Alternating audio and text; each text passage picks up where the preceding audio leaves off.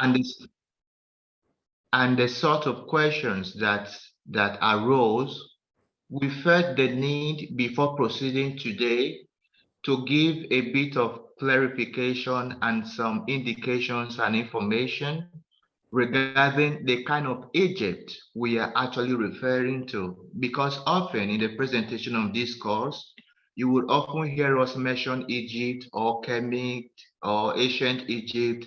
So we want to clarify what exactly do we mean by that, and how does that apply to the present day Egypt. Now, the question we have written there is, which Egypt are we referring to? And the answer is the pharaonic Egypt, which is purely Black Egypt, Black Africa.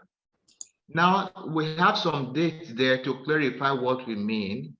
There is the pre-dynastic period of Egypt, which covers from 5,000 to 3,100 before the Common Era. And we also have the dynastic Egypt, which spans through more or less 3,100 to 343 before the Common Era. So this is the Egypt that we are referring to. And why do we have to make this clarification?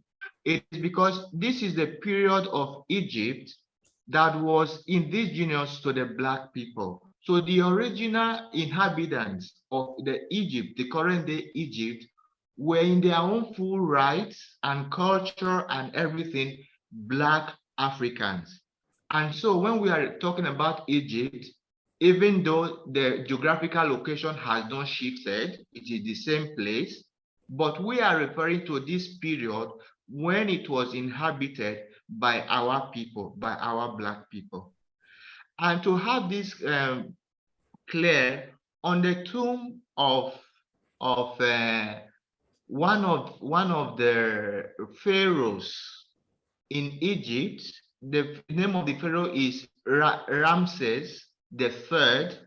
We have this representation of peoples on the tomb, which is a clear indication of how the Egyptians, the Kemetic people, the Black people understood themselves in relation to other parts of Africa and the rest of the world.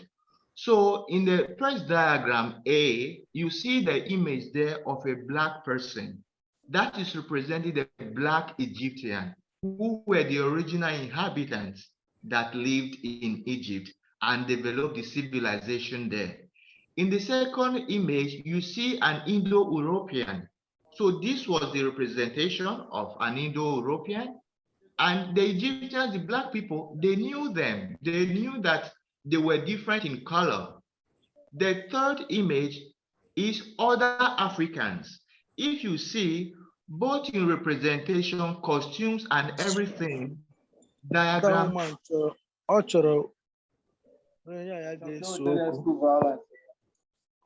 So diagram A and C are identical, are the same. What does that mean? The same Black people who were in Egypt that developed Egyptian civilization are the same Black people that you find in different areas of Africa.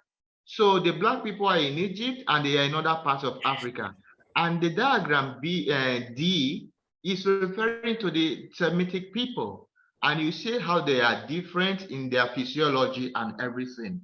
So it is good to have these details while we go on so that we do not have so many confusions.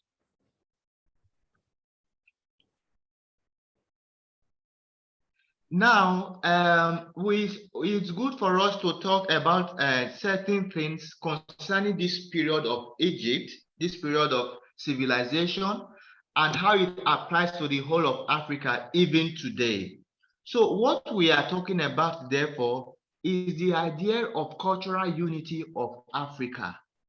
So it is true that there are variations in expressions, but when it comes to the essence of unity, you will see that the core is found in different expressions all over Africa. So what we are presenting is also to reach and communicate this idea of cultural unity of Africa. And one of the scholars who have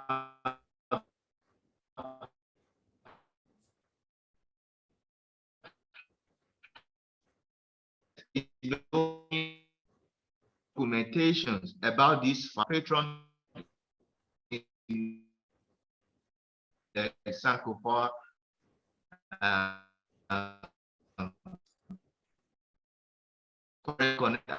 Foundation by name Sheikh Anta Diop. And elements that are what we mean by cultural narrative approach, we would be able to arrive at a conclusion that though our languages today may sound differently by the way times have changed and historical impacts, but they are of a common origin. They are of a common linguistic matrix all over Africa. Then also in Africa, there is a dominant vision of the world. That means our idea of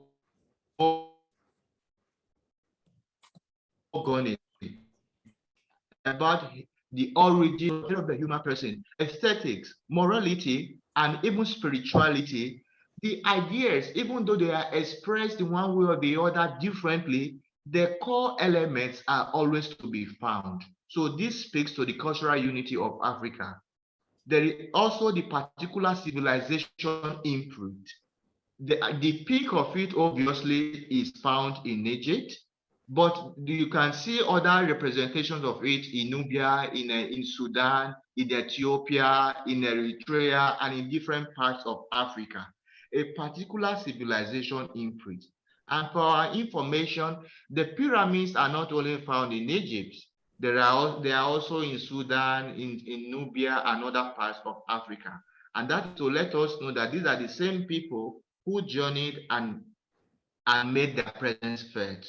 There is a certain institutionalization of values. What does that mean? Our political system and organization kind of are the same in their essential elements. Our costumes, our traditions, they are the same. Then there is a common historic and cultural consciousness.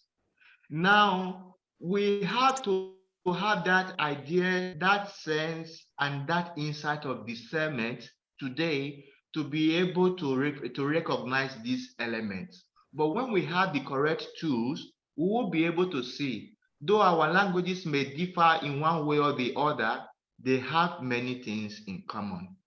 And therefore, for us to note, the fact of unity does not contradict diversity. Even the very concept of Mahat, which we are talking about, the Mahatan anthropology, we remember we said it means many things. So in the African mindset, elasticity is a value.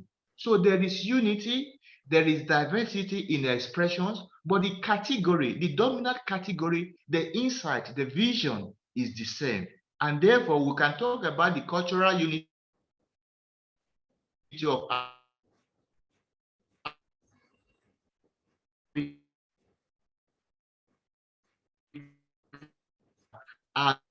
and but it changes in its. This is something that was not the author, our very important authors. And Africans have a, and he specified the Egyptian civilization.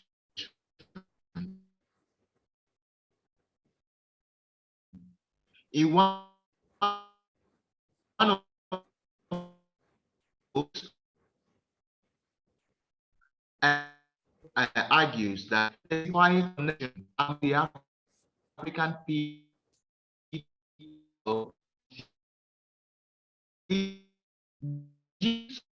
Nubian civilization played the same role vis-a-vis as Greco-Latin antiquity in regard to Western civilization. The position of Diop is that we have to return to we have to return to age for us.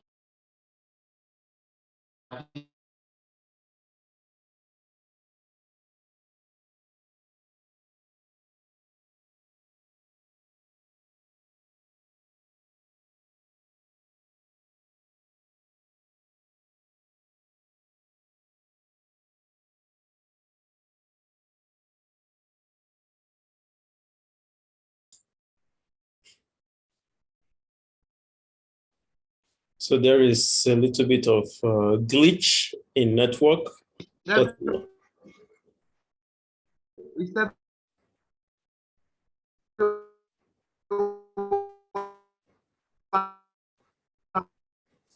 everyone.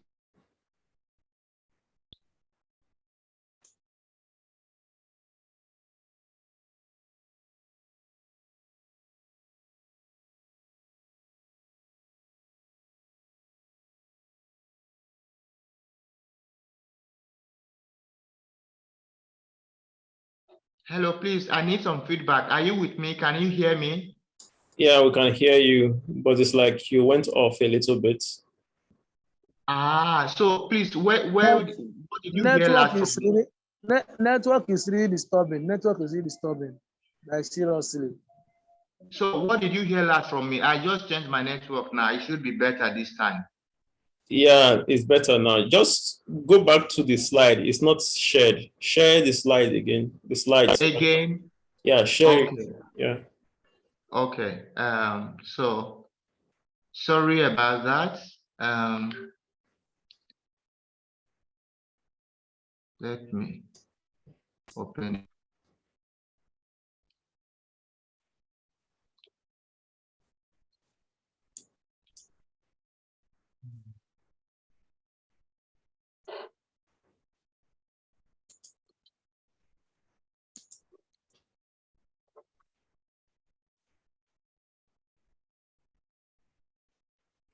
Okay, just a moment.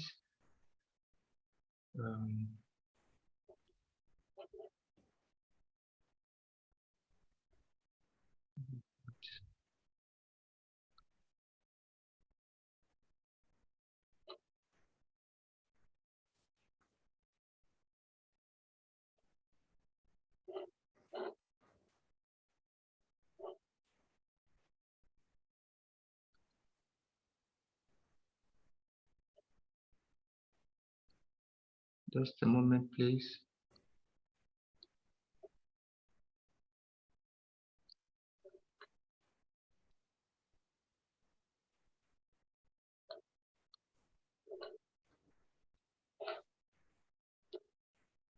So can you see it now? Yes, it's back. So Okay. you can continue. Just continue. So yeah, Move on. Move on. sorry.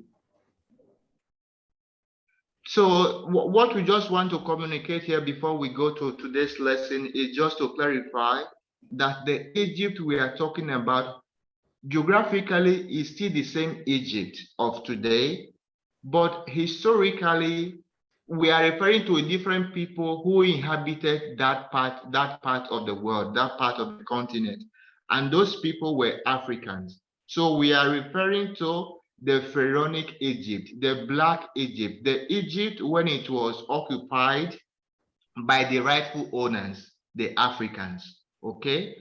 And the idea of cultural unity in Africa. By that, we mean that when we go back to our language, certain things, our visions of the world and other things, it will be very clear to us to see that we are one people. That is the idea. And this author, Sheikh Anta Diop, argues that the Egypto-Nubian civilization plays the same role the way Greco-Latin antiquity played a role in Western civilization.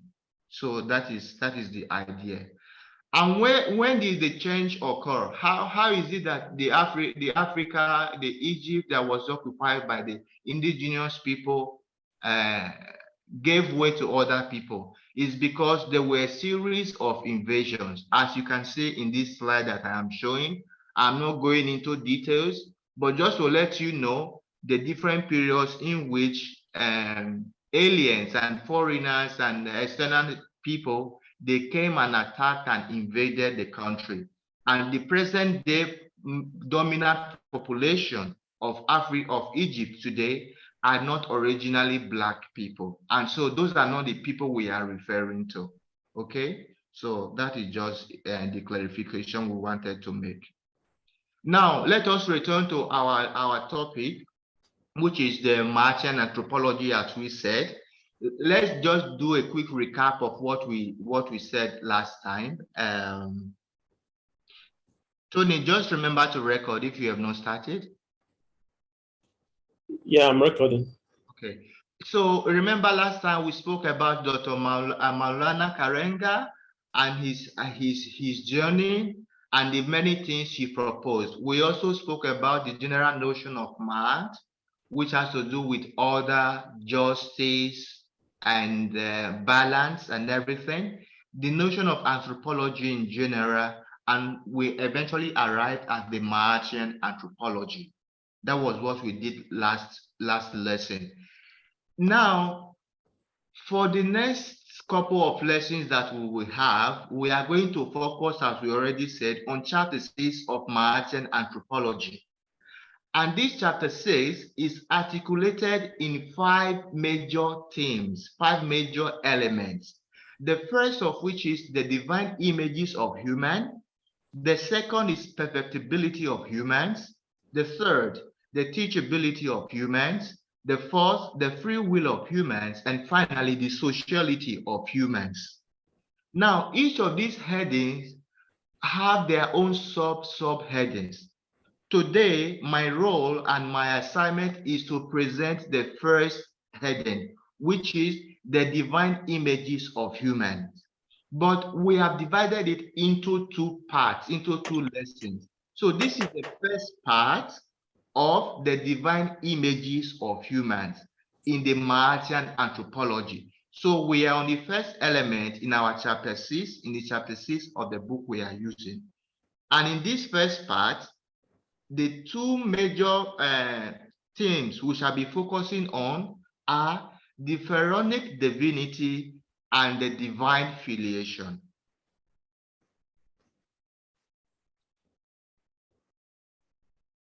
Remember last time when we were concluding our presentation of Ma'at, we made this citation, and it is good to recall what we did because it will introduce us to what we shall do today. When we said that it is interesting and important to note that Ra creates the universe through Ma'at, a term which means righteousness, truth, justice, order, harmony, and so on and so forth.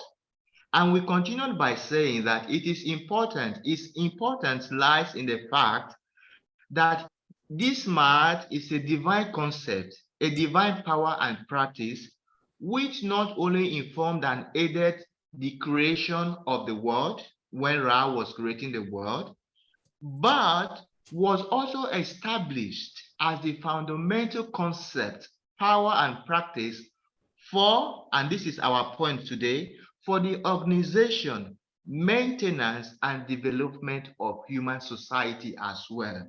So we shall be focusing on this aspect of organization, maintenance and development of human society as well. As a result, the development of the concept of Ma'at has been handed on to those who are referred to as the first custodians of Ma'at. And these are the pharaohs. How did this concept or divine images emerge? How the divine images of human, how did it emerge? It is good to note that every ethics presupposes and contains a philosophical anthropology. That is, the conception of the human person. We cannot have rules for human people, for human person, if we do not even understand what a human person is. So our morality is guided by the understanding of the human person that we have. For instance, the communitarian virtue ethics of the Dinka people who are in present-day South Sudan, with its emphasis on sharing, presupposes a person that is capable of harmony as a social practice and as flourishing best in the context of harmony with God, nature, and other humans. So this very concept of a person that is communitarian and in harmony is what guides the morality of the Dinka people and their relationship with one another. Now, coming to the development of the concept, the Mahatic concept of the divine images of the person, the premise is what we have here on the slide in the middle. The foundational premise is this. The Mahatic conception of the human person begins with the proposition that humans are in the image of God. Human beings are in the image of God. So this is the foundation, this is the premise. But how did we go about in the development and in its articulation further on? This modern anthropology evolves or develops in the text as a philosophical portrait of the king, and later develops into a basic way of viewing human beings in general. Please stay with me, there is no contradiction. So the first premise is that the African people, our Martian understanding of human person is that everybody is in the image of God. This is the African concept of the human person. But in its philosophical development, because the idea of Ma'at is the maintenance and organization of order in the world today, and the first representative of this Ma'at is the king, so it was natural to imagine that this development and this philosophical articulation is first done upon the personage and the figure of the king, such that the king and the queen are the people recognized in this philosophical articulation as created in the image of God. But they are not the only ones. Every Africa is in the image of God. But by order of representation and responsibility, the philosophical articulation started off with the king and the queen. That is just the idea we are presenting here. That is the evolution.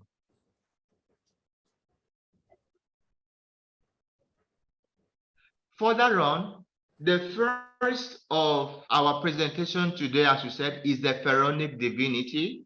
And we have argued that human beings, according to the African concept, generally are created in the image of God. And that these divine images of humans has intellectual roots in the concept of pharaonic divinity. And that is what we are trying to explain here. So in the text found, in the pyramid texts that are found there in Egypt, the king is divine as both the son of God, Ra, and the embodiment of the divinity, Horus. So he's a representation of God on earth, in as much as he is the first custodian.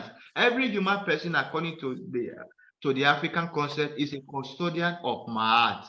But the first responsible for this order is the king, who represents God on earth and also represents human beings on behalf of God.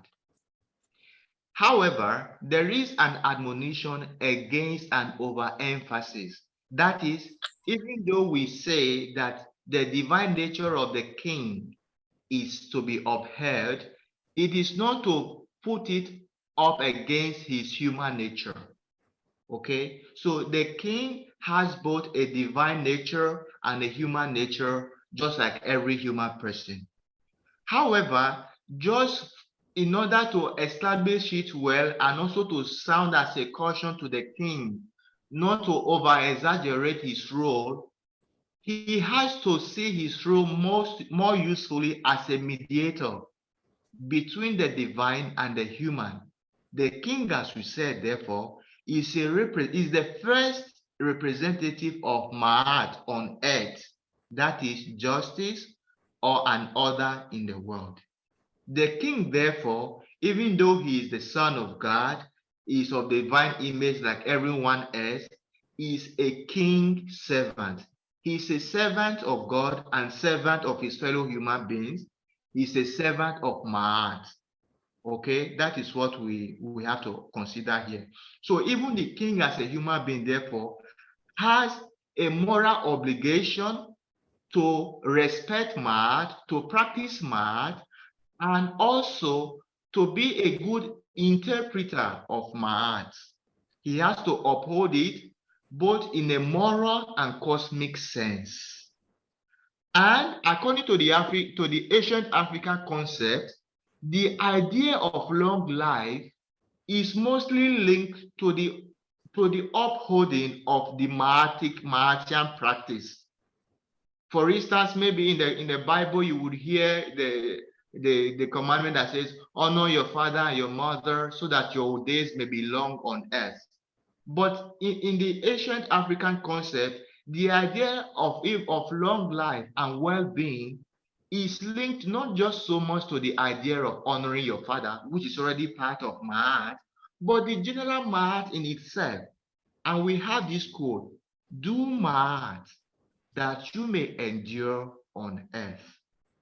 The significance of this is that it reaffirms that not only are persons in general held to the moral standard of Ma'at, but even the king himself as sovereign is called to practice Ma'at and to be a representation of Ma'at on earth.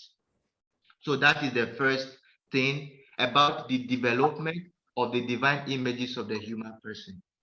Now, for the ancient Africans, our ancestors, when they were developing this concept of the divine images of the humans, there were several categories that they used.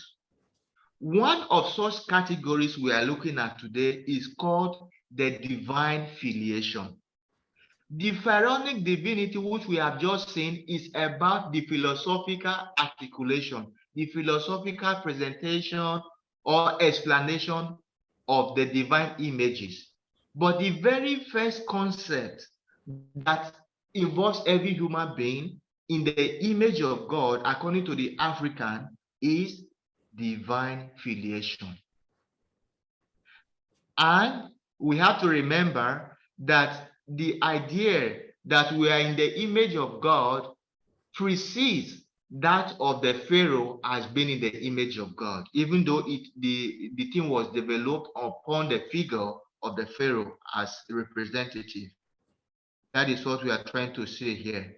And what do we mean by divine filiation according to the African concept in the divine images of human? It simply means the identity and status of the king or queen as the son or daughter of God. But generally, this also means the identity and status of the human person as the son or daughter of God. This conception, it is important for us to note that this conception draws an important contrast between the Mesopotamian concept of kingship without divine status and the Egyptian tradition of divine status, which finds parallel and sources in other ancient African cultures. So what we simply mean by this is that this idea of the human person being in the image of God, or even the king or the queen being in the image of God, was something wonderful, is something unique that was first, we can say, developed in the mentality and in the consciousness of the African people. So during the time of the Mesopotamian, the idea of a king with a divine status was not even conceived for them, for the Mesopotamians. But already in Egypt, and we should not be surprised, because it has been proven also, since the Black people are the oldest people on earth, it should be natural that the best things on earth also like the giving of religion and science and philosophy and everything, developed with us, were developed by the Black people, because they experienced nature first and foremost more than every other person on this planet. But in addition to what we have just said, not only is this Egyptian tradition of divine status unique, but we also find its parallels and sources even today in different African cultures and countries today. So this a way again speaks to the cultural unity of Africa, about which we spoke a while ago. So not just we are not just talking about things that are in the past, but even in our culture today, we still see the parallels, the representations and sources of this same truth. The idea that our kings are supreme, that our kings are holy, that our kings and our rulers are sacred is not something of yesterday. It started from antiquity. The divine sonship of the king expresses a relationship of intimacy, dependency, and piety. In addition, it is also implied a relationship of obligation, because it is not enough for an African concept, it's not enough to be in the images of Ra, but you have also to be an image of Ra in action. What does that mean? To practice Ma'at. So it is not just something you say by mouth, word of mouth. It is something you have to be an embodiment of. So the summary of our presentation thus far is this, because we don't want to take it too far. We want to take it slowly so that we can understand better. So the summary of what we have done today about the first part of the divine images of humans, according to the ancient African concept, is this. It is based on the Martian anthropology. And the premise of this is that human beings are in the images of God, of the divine. However, after this first premise, the development, the evolution of this affirmation started up, which is human beings to the king. But in the philosophical articulation, it came up down. What does that mean? It was the king, therefore, that was first thought of as the son of God, or in the case of the queen, the daughter of God. So that is where we have pharaonic divinity, because the ruler is the representative of the divine and the custodian of Ma'at. So we need to make a distinction here between the premise and the development of this premise. The premise was more general and basic, that every human being, all of us, are in the image of God. But because of the importance that was given to the role of the king and the upholding of Ma'at, since he was the first in line of responsibility in holding Ma'at, this idea of being created in the image and likeness of God was articulated, was established, was developed upon his figure and role as king or queen, as the case may be. So, and we have said the very first major category of the African notion as human beings in the image of God is called divine filiation, which means sons and daughters of God. What are the implications of this African notion? There are many, but based on what we have done today, I will just highlight two implications of the African notion of the human person, which is a contribution to the whole of humanity, by the way. The first is ontological. By ontological, we mean the very essence, that our very being is divine. Our origin is divine. So the African person has never been lost in trying to understand his root or her roots. Our ancestors have helped us already to realize that our life is not casual. We have something special. Every human being has a divine origin. Our essence is divine and human, of course. So that is the first implication of this. And maybe we should ask ourselves, as Africans, how are we treating one another today? Do we recognize this divinity in our people? Of course, the African idea of human person, though it's not limited to the African person, it applies to the whole of human beings. But maybe we should ask ourselves, do we easily see the presence of God in other people who are not of our color than we see in people who share our same color? Well, then we will ask ourselves again, how did this departure begin? How come Africans tend easily today to see themselves more as evil to another African, but when we see someone of a different color, now God will they see for them? When did this departure start, and how can we solve this madness, this ontological madness? The second implication of this beautiful notion of the human person as developed by our ancestors is this: it has a social, ethical, moral implication. What does that mean? Since you are created in the image of God, since you and I are created in the image of God, we have to be that image of God, not only in essence, which is a gift already given to us, but in action. Am I balanced? Am I harmonized? Am I in harmony with myself, with nature, with rhythm, with sounds, with the birds, with the animals? Am I in nature with myself and with people? Because to be in the image of God, according to the ancient African notion, is also to be an embodiment of that image. So not just to see myself as created in the image of God, but to act like God.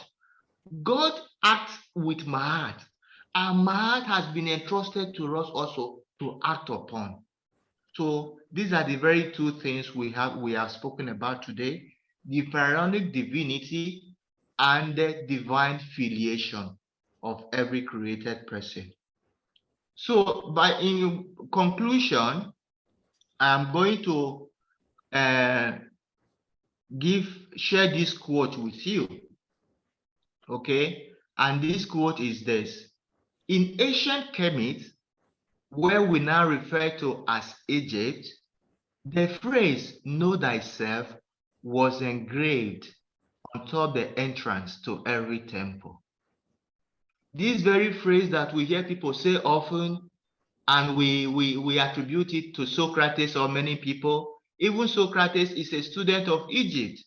Socrates was taught by Egyptian civilization.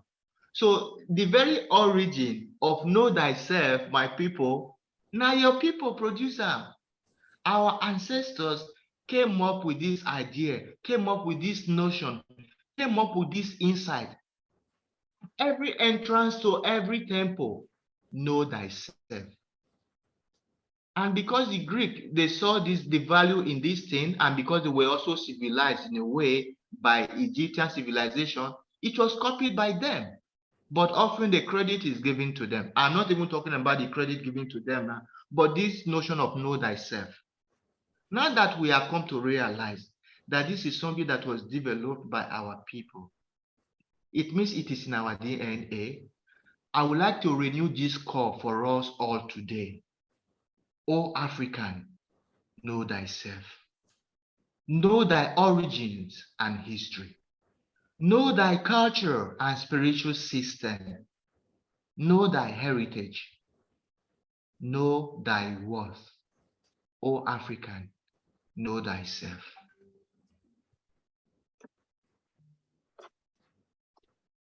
Thank you.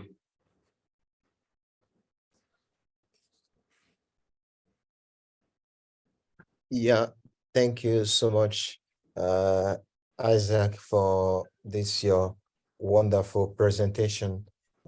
Once more, we welcome you all to today's edition of Sankofa Political Studies, the divinity of the human person. That is the topic that we are handling. Now, please, there was a request from one of the persons here that if the previous slides could be shown, just be scrolling from the beginning down gently while we take the questions, because some of them lost touch with the topic because of network issues. So without wasting much time, I give the microphone to Ben Mario. Ben Mario, please, your questions. Okay. Thank you, Father, for the knowledge and the lesson. Sorry, we are talking about Pharaohic Egypt, or something that our origin comes from Egypt. Does that mean that every Africa got its origin from Egypt? Since we are talking about this Egyptian lifestyle or so, does that mean that all African countries or African existence comes from Egypt? That's I want a little bit clarification concerning that. Okay, we can have one more question so that I will respond to both. Actually, kindly go ahead with the response to this while we await more questions. Okay, that is a very interesting question. I think it would be safe to say yes, even though strategically we can say yes and no. But I will explain to you why I say categorically yes. It is yes because the same Africans who you have in different parts of Africa today share a common origin. So the departure from Nuba, from Sudan, Ethiopia to Egypt, down to different parts of Africa are by the same people. So when we say yes, that every African has Egyptian origin, we have to put this in context. The context is this, that those who developed in Nuba or in Ethiopia and eventually dispersed to different parts of Africa following the track of the Nile, as has been shown also scientifically, are the same people. Now, when we say every African is Egyptian or is from Egypt, may not necessarily mean that every African passed through Egypt, but that Egypt is the place where this consciousness, though was already present in the same Africans who moved from Ethiopia, who moved from Darfur in Sudan and settled in Egypt. That is the peak of the development of this civilization. So just to put it simply with you, Egypt is not the first place where Africa culture was developed, but it is the place where it has its highest hallmark in terms of imprint, both culturally and otherwise. But these same people are already everywhere across the African continent. So it is safe and very correct to say, yes, every African is from Egypt, and by that we mean the ancient civilization of Egypt. But it also does not necessarily mean that physically every African must have their roots in Egypt. I don't know if it is clear to you. Yes, Father. But Okay. the second question that I have is this: since we are talking about that know thyself, that Socrates even brought this from Egypt. Does that mean that Socrates was not the first person that said, "Man, know thyself," or does he borrow it from someone else? Rab bless you, my guy. That is exactly what we are saying. So part of this course is that last time someone was asking us, what will be the implication or the impact upon someone when you embark on this kind of course or on this kind of journey, is that you will get to see a lot of these discoveries. Okay. So we are not here to be casting blames, to be talking about plagiarism and things like that. But as we go on in this course, you will see that many things that we attribute to Greek origin are actually of African origin. So Socrates is just one of them. Socrates is a student from Egypt civilization. Not only Socrates, Plato, Aristotle, and all of them. And they also attested to it. There are texts to show it. Okay? The same applies to medicine.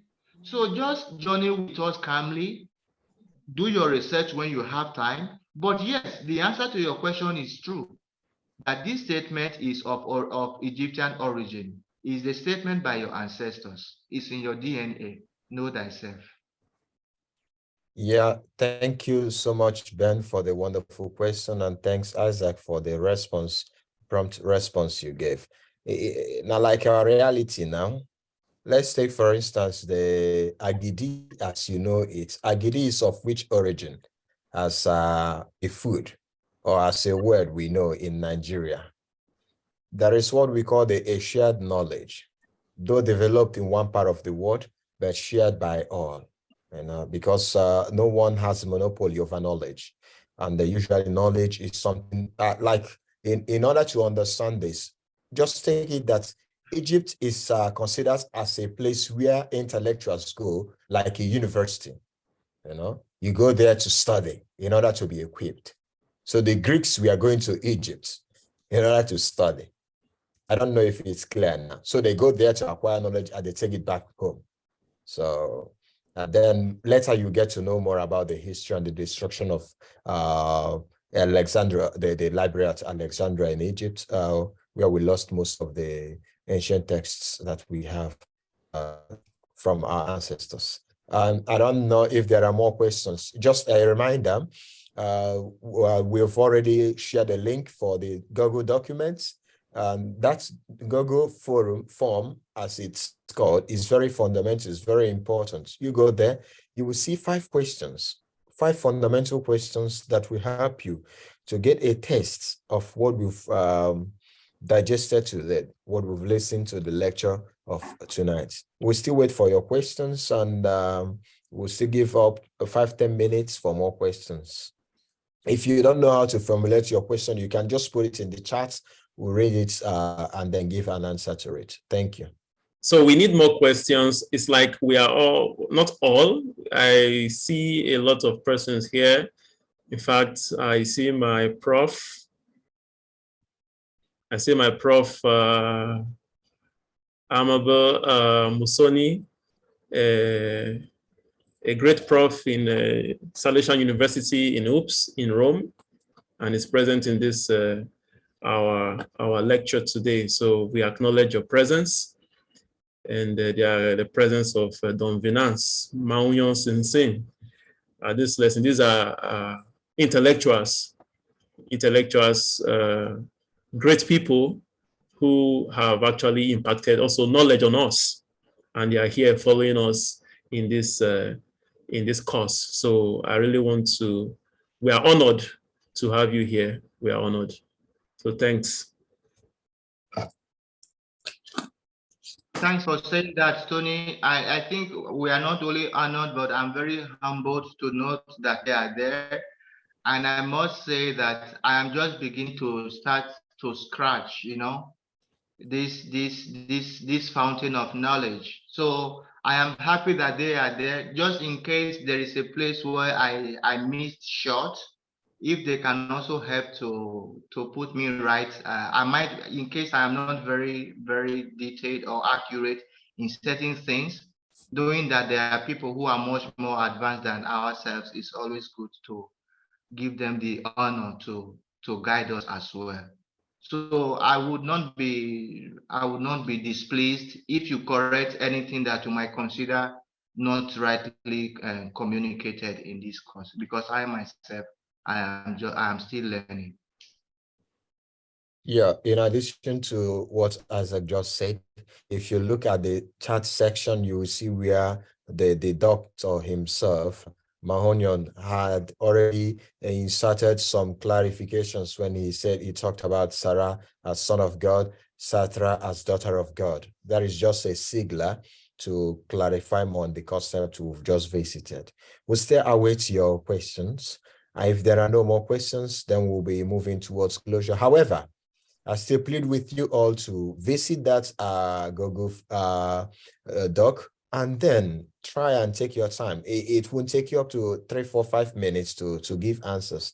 Make those answers very personal, because it's also essential that you go home with something. Because what we are doing here will create a ripple, not just only for us, but also for those that will encounter us in the future. Thank you all. Another 2 minutes for more questions. If they are not forthcoming, then we'll close the curtain for today. And not only questions, maybe also additions or contributions, if possible. Perfect.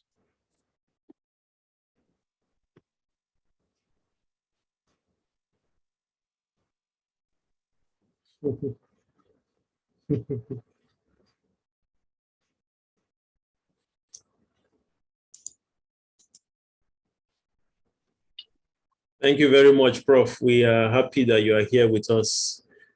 Prof just sent a message to us on the chat level, and we are very happy that you are here. It's an honor for us. Questions. It's like we are still thinking. Yeah, definitely. This will make you think.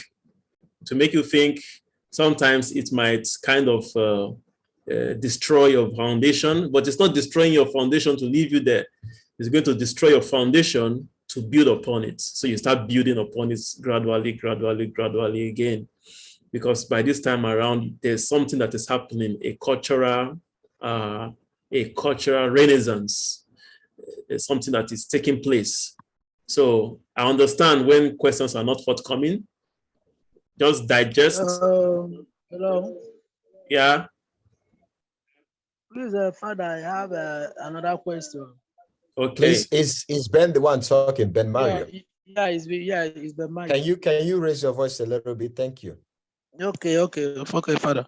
I'm trying to understand. We know anthropology as a study that deals with culture, tradition, and the rest.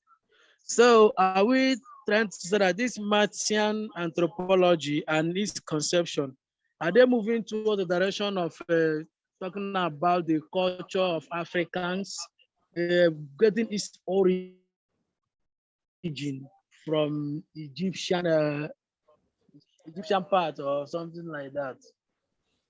Okay, Isaac, let me respond. Okay, yes. Mario, the most important thing here we are trying to make you understand is how Africans see themselves. Now, the way Africans see themselves today is quite different from the way our forefathers, our ancient African fathers, brothers and sisters, grandparents used to see themselves. And there is a cultural deflection. That is, our culture has kind of, through the years, trampled upon. So as a result, we don't even know who we are. And that is one of the reasons why we are having this lecture, to bring us back to, like, Africans, know yourself, know your worth. You know that you are a child of God, not just because we say it in church that you are a child of God. No, but that your ancestors, those people that has been demonized as evil people, look at the way they used to see themselves, like what Father Isaac just explained now, that you are a son of God, apart from the fact that it was something that was delegated to the pharaohs because of them being kings, and also not just because they're being kings, but because they were human beings. So it is delegated to them as the first representation of this Son of God, and later to the people. And even when I was doing my theology with, thank God, Musoni is also here, I used that concept also because Father Musoni is here, was my guide in my theological thesis.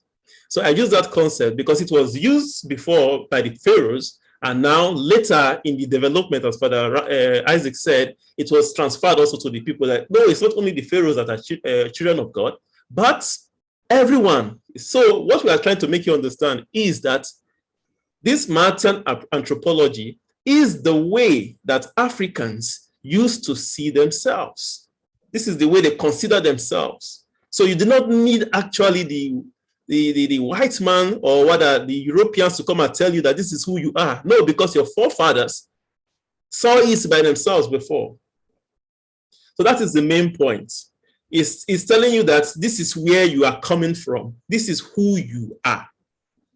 And by the time you understand who you are, I believe things will start changing to another direction. Maybe you are going in the right direction before. Maybe you are going in the left direction. Now it will start taking you to the right direction because you are having a consciousness, an awareness that was different before. You understand? So that is exactly what we are trying to make you understand in this lesson, in these lectures that we are having here. Okay, thank you for that. But does that mean that blacks are the original people that occupies Egypt? That is the point. That is what we are saying now. Yes, they were the original occupants of ancient Egypt were black people. But today now, because of the different invasions that happened, so, you know, even in our own society, in our own African society, you know, in the history that you see that, okay, a particular, let's take, for instance, the Benin Empire, the Oyo Empire, they will go and fight another land, defeat them, and acquire that land for themselves. So also in ancient times, people were going to other places to invade. So Egypt suffered a lot of invasions, and there are several major invasions that they suffered. And the last last invaders were the Arabs. And that is why you find Arabs there today. So those people who are there today are not the original inhabitants, occupants of the domain where they are today, the place where they are. The initial people that were there were Africans. They were black people like you and myself, with our kind of hair and all that. And even the Europeans, they attested to that. One of the greatest historians of the European extracts is called Herodotus. You can go and check on him, Herodotus. He also saw, he went to Egypt also, and he also said these things, that the people he met there, they have woolly hair, black skin, and things like that. So woolly hair is like my hair and your own kind of hair. It's not any other type of hair. So even the Europeans themselves, they attested these things as they travel around, historians and those who did history and recorded history without a bias. They wrote these things, it's there, it's not hidden. So that is the fact, Ben. By so after this, now this answers the question of Mahonyon, the relationship between, that is the implication of the fact that we are created in the image of God. That's human beings are sons of God and they represent his image. So that answers it, and that also answers partly what Adelio Felix is asking, whether blacks, the premise is that blacks were the first to occupy Egypt. If that is the case, then how can you explain the other races, the origins? But I think Isaac already gave a hint to that when he said that Egypt is not the only place where human beings settled, but it's a place where we can trace our origin. I don't know, Isaac, whether you want to chip in something regarding this very question that is seen on the charts by Adeoye Felix. No, okay, the question is asking about the racial shift which spurs the blacks and brought in the Arabs. I think we've already spoken about that. Exactly, with the inventions. Because there were a series of external invasions. When we mean external, it means people of other races who came and occupied Egypt. So that explains why the current occupants, the actual occupants of Egypt today are of Arab extract. They are not the real Africans there. Although it is still attested to that there are remnants. There is a community of Black Africans in Egypt, but obviously they are relegated because of political and other interests. Okay, but the civilization, even up to today, is purely Black African. Okay, Isaac, and yes. there's another question here. What's the importance of this idea that human being is a son of God and image of God? Following this, the Martian perspective. The importance, I mean, the value, it's first of all, it's a unique contribution of the African genius and to the whole of humanity. So when you look at importance in that aspect, it's a huge contribution of the African people to the entire humanity first.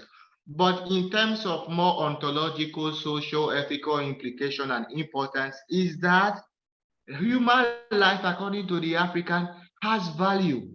It has to be valued. So it's not something that you just consider halfway, but it's something very precious and unique, just the way God is unique.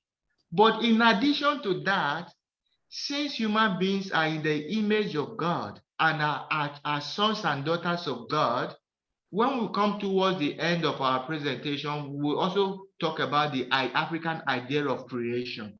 So precisely because human beings are sons and daughters of God, and they are in the image of God, it means that for an African, creation is not yet finished. So we have to continue the process of creation by the practice of Ma'at. So there are two types of creation according to the African concept, but we are going to develop that more when we come towards the end of our course, when we are talking of creation. But just responding to the question, the importance is quite vast and is very huge. Okay, it means that human life should be valued. It means that human beings have to base their ethics not just on emotions or things that just move you like that, but you have to be founded rationally. You have to be founded according to the Martian way. So that is a very big importance, and I think people can add to it.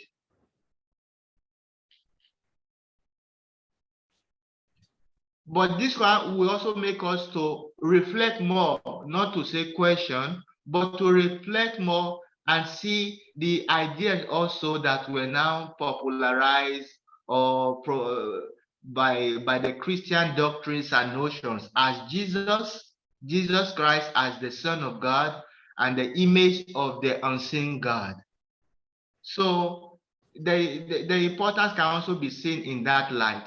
So whereas in the Christian idea, Jesus is seen as the image of God and the Son of God, in the African idea, every human being is the image of God and son and daughter of God. So, but this will open up to more, how do you say, reflections, which we don't necessarily have to exhaust here today. Okay. I think we've done justice to this topic. Please, let's keep asking questions. Let's keep asking questions. And so I invite the CEO to say one or two words, and then we call it a day. Yes, I want to thank Father Isaac and Father Isaac, the presenter, and Father Chinonso Aneke as the moderator for this wonderful exposure that we had this evening. It's wonderful, it's insightful, it's deep, and it's making us to think. Yes, last week we had a lot of questions flowing. By this time, questions were still moving on. And I feel that we are trying to take in what is happening, like taking this knowledge and try to like make it to take it inside, settle down and think about it. It calls for reflection, like the last question that was presented, and also what Father Isaac has said.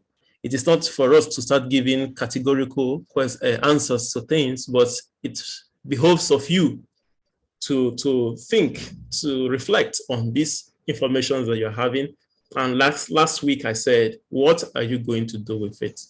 What we propose is that we make these things our own, touch our lives, change our lives, act upon it. We're talking about the maths. And we're talking about the math as a creative force. We're talking about, from the African perspective, a creative force. It's not just a creative force. It is also the principles that should guide us. God used it to create us, and it's also supposed to guide us. And at the end, it's supposed, because we get to where we'll get to also in this course, we'll reveal some things to you. And that principle is supposed to be what will be used to judge us too. So it flows. It flows. So it's not about what this one has done or what that has done. It's actually taking it inward.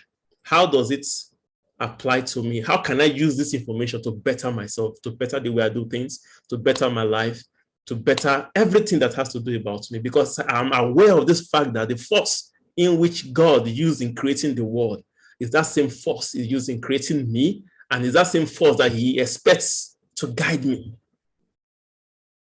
So I will leave it here like this, and I want to thank every one of you for participating. We are going to give you the date for the next. Okay, all of us have the timetable for the next lesson. Let's get ourselves prepared. The internet has been failing some of us, and we'll discuss as a commission, as a group, and see the way forward. Maybe Google Meet or whatever will be better. We don't know yet, but we'll let you know when the time comes. So thank you very much, and good night. And anytime you are not able to meet up with the topic, kindly make reference to the YouTube link that will be shared constantly. Then you can keep yourself updated. Okay, thanks all. So good night, and have a wonderful rest. Good See night. you next time. Good night, everyone. Bye-bye. Bye. Bye. Bye.